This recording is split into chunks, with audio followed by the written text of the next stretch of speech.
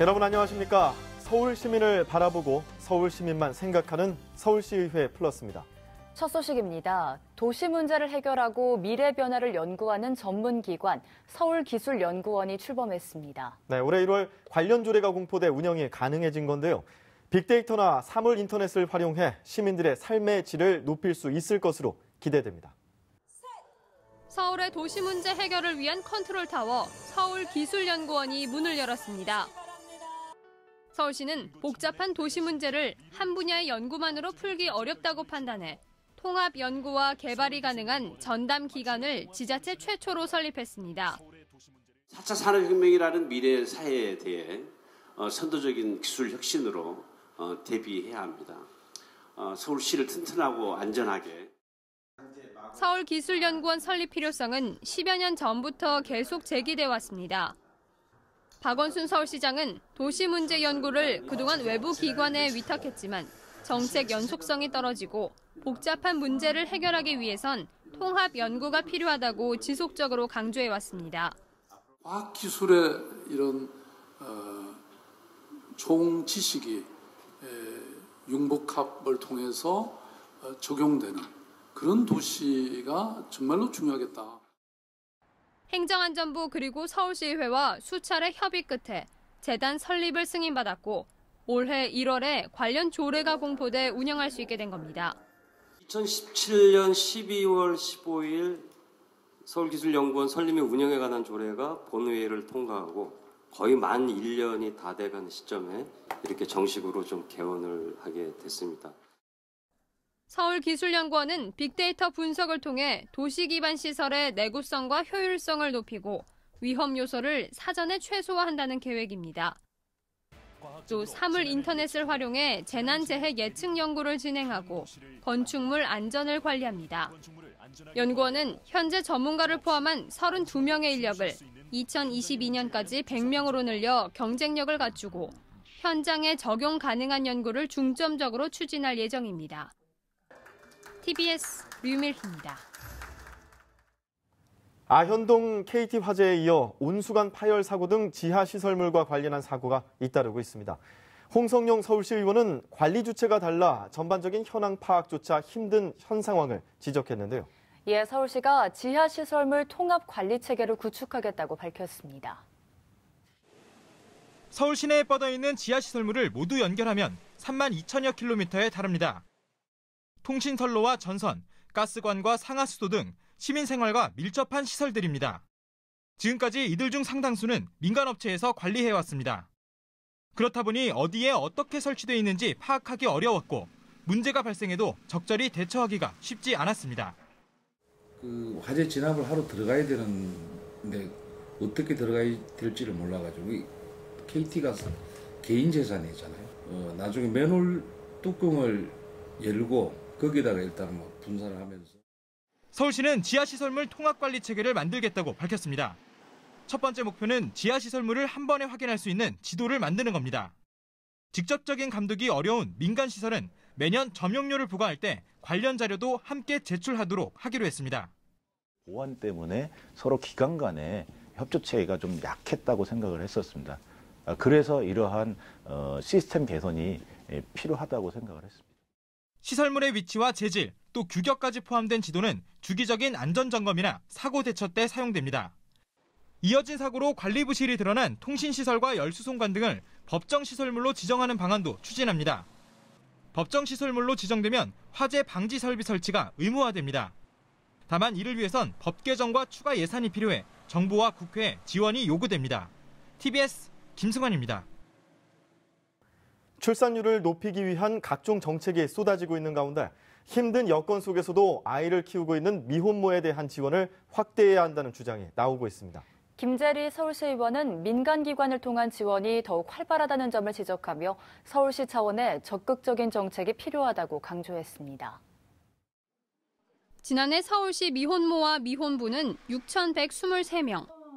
서울시에선 이들을 위해 양육비를 지원하는 등 자립을 돕고 있지만 미혼모와 미혼부 지원 사업이 신청을 통해 이루어지다 보니 혜택을 받는 경우는 500명 정도로 8%에 불과합니다. 사회의 부정적인 시선 때문에 복지 혜택을 받는 것조차 망설입니다. 애를 전적으로 돌봐야 되기 때문에 일을 할 수가 없어서 기초생활수급자로 지정을 받아서 생활을 하는 경우가 많은데 취업할 때도 또 미혼모라는 편견과 매년 출산율을 높이기 위한 정책과 예산은 쏟아지지만 실효성에 대한 의문이 제기되는 가운데 미혼모와 미혼부에 대한 인식의 전환이 필요하다는 주장이 나오고 있습니다. 낙태 대신 출산을 선택한 이들을 발굴해 지원을 확대해야 한다는 겁니다. 서울시의회 김재리 의원은 공공기관보다 민간기관을 통한 지원이 더 활발하게 이루어지고 있는 상황을 지적하면서 서울시 차원의 적극적인 정책이 필요하다고 주장합니다. 특히 서울시가 추진하고 있는 방문형 복지 사업을 통해 이를 구체화할 수 있다는 설명입니다. 본인들이 신고하지 않으면 이게 확인할 수 없는데 이 부분을 각 자치구를 통해서 또 찻동을 통해서 충분히 확인할 수도 있거든요. 그래서 그냥 수동적으로 하는 것보다는 좀 더 선도적으로, 선제적으로 이 정책을 펼쳐나갔으면 좋은. 또한 이들은 출산율을 높이는 데 기여한 생명 수호천사라며 비정상적인 가정으로 바라보는 인식을 바꿔야 한다고 강조했습니다. TBS 류밀희입니다.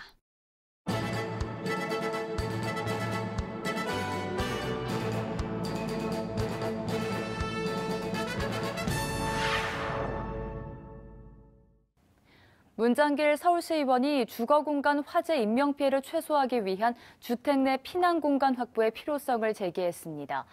지난해 전체 화재 중 주택 화재가 차지하는 비율은 26.6%였으며 주택 화재로 인한 사망자는 2016년 193명, 2017년 201명으로 조금씩 증가하는 추세입니다.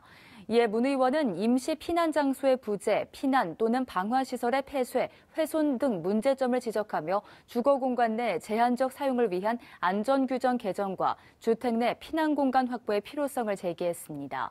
또한 주택 내 화재 발화 지점에서 다른 방으로 화재가 번지는 현상을 방지하기 위해 방화 출입문 설치와 바닥재, 불연재 시공 등의 방안을 제시했습니다.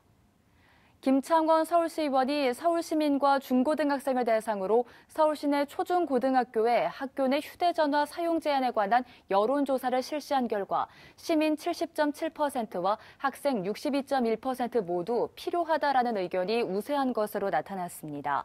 휴대전화 사용 제한에 찬성하는 시민과 학생 모두 수업 집중력 저하를 가장 큰 이유로 들었으며 휴대전화 사용 제한에 반대하는 이유로는 학생 인권 침해, 학생 스스로 통제 가능 등의 의견이 나왔습니다.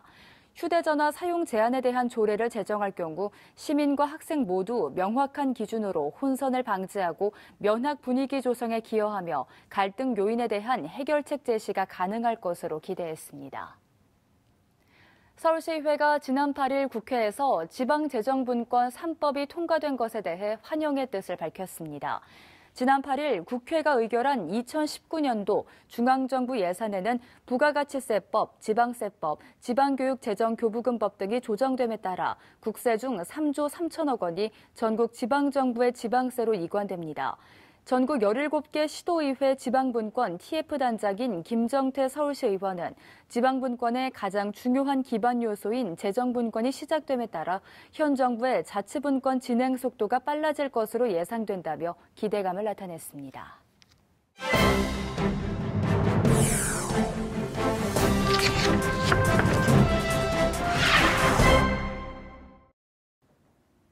서울시민을 바라보고 서울시민만 생각하는 서울시의회. 결코 멀리 있지 않습니다. 조례를 알면 서울시의회가 더 잘 보입니다. 서울시의회에서 발의 제정된 조례를 알기 쉽게 소개해드리는 손에 잡히는 조례 시간인데요. 네. 자, 오늘 소개해드릴 조례는 서울시의회 정례회의 심사를 앞두고 있는 서울특별시 교육청 교육인생 이모작센터 설치 및 운영에 관한 조례안입니다. 네, 인생 이모작을 지원하는 조례라는데 구체적으로 어떤 내용인가요? 그렇습니다. 조례 소개에 앞서 인생 이모작이라는 말 먼저 소개를 해야 될 것 같은데요. 네, 은퇴 후에 다시 시작하는 삶이라는 뜻이라고 알고 있는데요. 맞습니다. 이모작이라는 게 원래는 농업 용어입니다. 벼를 일찍 추수한 논에 다시 씨를 뿌려 또다시 작물을 재배하는 것을 이모작이라고 칭하는데요. 우리 인생에서도 다시 시작하는 삶이라는 뜻에서 인생 이모작이라는 말을 사용하고 있죠. 인생 이모작, 이 문제는 단순히 노후를 여유롭게 해주는 금전적인 문제만이 중요한 것이 아니라 평생 동안 일을 해오다가 갑자기 손에서 일을 놔버렸을 때 이때 밀려오는 허탈감과 소외감, 무력감을 치유해 줄 수 있는 의미 있는 일이라는 점에서 우리 모두가 주목해야 할 사회 문제로 떠올랐습니다. 과학기술의 발전과 함께 인간의 평균 수명이 늘어나고 퇴직 이후에도 사회 참여 활동이 활발한 장년층의 두 번째 인생을 위해 각 지자체들이 인생 이모작 센터를 설립해 많은 사업들을 진행하고 있는데요. 서울시 교육청은 직종의 전문성을 살릴 수 있도록 퇴직 교직원들을 위한 인생 이모작 센터를 운영하고 있습니다. 바로 교육인생 이모작 지원센터가 바로 그것입니다. 네, 퇴직한 교직원들의 퇴직 이후 인생을 설계해 주는 곳 같은데요. 교육인생 이모작 지원센터에서는 어떤 일들을 진행하고 있나요? 교육인생 이모작 지원센터에서는요. 지난 2016년 퇴직 교직원들의 사회공헌 재능기부 활성화를 위해 설립됐다는 걸 먼저 설명을 해드려야 될 것 같은데요. 현재는 56개의 봉사단에서 2천여 명의 퇴직 교원들이 회원으로 활동하고 있다고 하네요. 네, 생각보다 상당히 많은 인원 같은데요. 그런데 평생 교단에 섰던 선생님들의 재능 기부라 하면 사실 학습 지도밖에 떠오르지가 않거든요. 네. 어떤 재능 기부 활동을 펼치고 있는지도 궁금해요. 이제 더 이상 교단에 서서 아이들을 가르칠 수는 없지만 학교 현장 곳곳에서는 아직 이 경험 많은 선생님들의 손길이 필요한 곳이 많이 남아 있습니다. 예를 들어 숲체험 교실. 여기에서는 아이들이 숲 체험을 하는데 도움을 줄 수 있고요. 또 돌봄 교실도 예를 들 수 있는데요. 여러 아이들을 한두 명의 교사가 인솔해야 하는 곳이면 더더욱 도움이 필요하죠. 최근 아이들의 안전이 더욱 강조되는 만큼 교육인생 이모작 지원센터의 활동은 더욱 그 빛을 발합니다. 어린 아이들일수록 통제가 어려울 수밖에 없는데요. 센터의 봉사단이 숲 해설사 선생님들을 도와서 숲 체험 교실을 찾은 아이들을 함께 인솔하기도 하고요. 돌봄 교실 아이들의 학업기를 도와주기도 하는 거죠. 네, 직접적으로 가르침을 주진 않지만 평생 아이들 곁에서 아이들을 보살펴온 선생님들에게는 보람찬 활동이 될 수 있을 것 같아요. 그렇습니다. 하지만 준비된 노년을 위해서는 꼼꼼한 노후 설계가 필수인데요. 그것이 바로 교육인생 이모작 센터 설립의 가장 큰 목적이기도 합니다.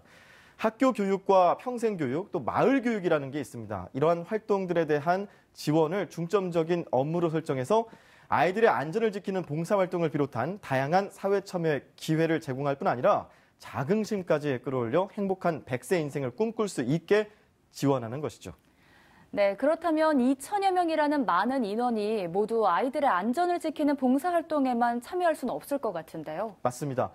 어린이들의 안전 지도는 물론이고 지역 아동센터나 어린이 도서관, 병원, 또 학교 등에서 어린이를 대상으로 책을 읽어주는 봉사단도 있습니다. 또 이 외에도 학교 교문 안에 남아서 평생 몸담았던 교정을 가꾸며 아이들 곁을 지키기도 합니다. 그뿐 아니고요. 예술 활동도 빼놓을 수 없는데요. 평소 꿈꾸던 연기의 꿈을 다시 꺼내서 직접 무대에 올라 연극 활동을 하거나 악기를 배워서 학생들을 초청해 공연을 펼치기도 하죠. 특수교육 대상 아이들과 함께 서울 둘레길을 산책하는 걷기 봉사를 펼치는 봉사단 분들도 계십니다. 이 외에도 교단 후배를 위한 활동도 게을리하지 않고 있는데요. 현직 교원들을 대상으로 각종 상담 활동을 펼치기도 하죠. 네, 평소 교직에 몸담고 계실 때는 생각지도 못했던 다양한 분야에서 많은 봉사활동을 하고 계신데요. 그렇다면 이 교육인생 이모작 센터를 지원하기 위한 서울시회 조례에는 어떤 내용들이 담겨 있나요? 네, 교육위원회 소속 박기열 의원이 지난달 서울특별시 교육청 교육인생 이모작 센터 설치 및 운영에 관한 조례안을 대표 발의했습니다. 조례안에는 교육인생 이모작 센터의 설치와 적용 범위, 또 기능, 조직 등에 대한 내용이 담겼는데요. 예산 범위 내에서 센터 운영에 필요한 예산을 지원할 수 있도록 해서 보다 체계적인 활동의 지원이 가능해지죠. 또 이 조례안은 현재 제284회 정례회 심사를 기다리고 있습니다. 네, 이 조례가 시행된다면 퇴직 교직원들의 봉사활동과 교육 지원 활동이 더 활성화될 것으로 기대되는데요. 센터 설립 3년여 만에 이만큼의 성과를 보이고 있는 만큼 조례안이 무리 없이 심사를 통과해서 퇴직 교직원들의 사회 참여 기회 확대는 물론 서울의 교육 환경 또한 한층 더 업그레이드 되길 기대해 보겠습니다.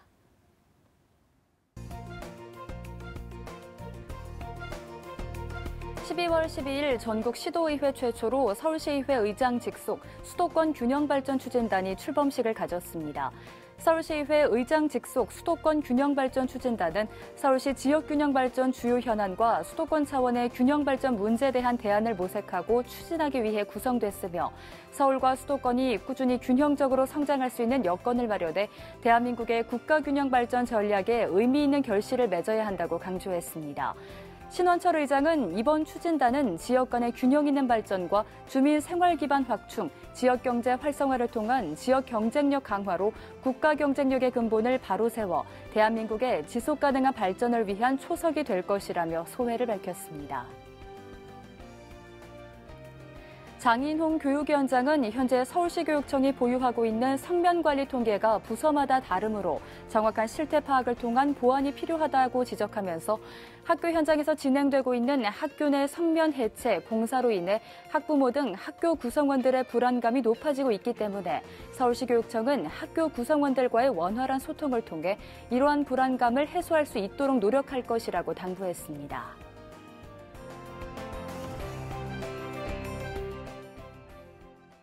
서울시의회 플러스 오늘 준비한 소식은 여기까지입니다. 다음 시간 더 알찬 소식으로 찾아뵙겠습니다. 시청해주신 여러분 고맙습니다.